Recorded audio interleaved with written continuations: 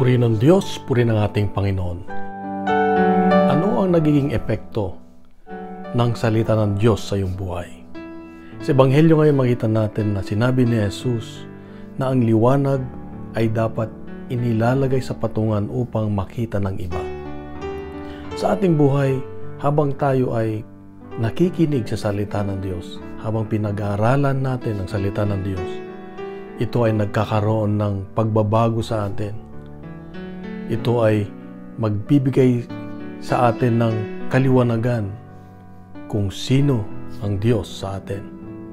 At sa pamamagitan nito, makikita sa atin ang presensya ng Diyos. Dadalhin natin ang liwanag ng Diyos. Ito ang pinatutuunan ng Ebanghelyo ngayon. Ito ang hamon ng Diyos sa atin ngayon. Na ang ilaw ng Diyos, si Jesus, siya ang ilaw, ay dapat makita sa atin. At pag nakita ng iba ang Diyos, ang ilaw sa atin, ito ay magdudulot ng kabutihan para sa iba. Ito ang hamon ng Diyos sa atin ngayon, na patuloy nating palalimin pa ang ating pagkilanlan sa Diyos at isabuhay ang kanyang salita, ang kanyang kalooban.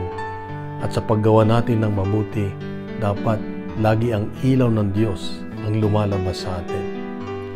Gumawa tayo ng mabuti kasama ang Diyos, kasama ang kanyang ilaw, upang yung mga nasa kadiliman ay magliliwanag din, yung mga taong may kalungkutan, may paghihinagpis, o hindi alam ang direksyon sa buhay. Pag nakita sa atin ang presensya ng Diyos, sila ay magkakaroon ng kaliwanagan at maitutuwid ang kanilang buhay. Tayo ay magagamit ng Diyos para magkaroon ng kaliwanagan sa buhay ng ibang tao at mapapalapit ang iba sa ating Diyos. Ito ang hamon ng Diyos sa iyo at sa akin ngayon, kapatid, na patuloy nating pailawin ang presensya ng Diyos sa buhay natin. Sa paggawa natin ng mabuti, dapat ang makita ay walang iba kundi ang Diyos lang. Kapatid, ito ang paalala ng Diyos sa iyo at sa akin ngayon. Isang mapagpalang Lunes sa iyo at sa iyong mga mahal sa buhay. God bless. Pagkalat natin itong mabuting balita, siya ang mabuting balita, ang Diyos mismo. God is good.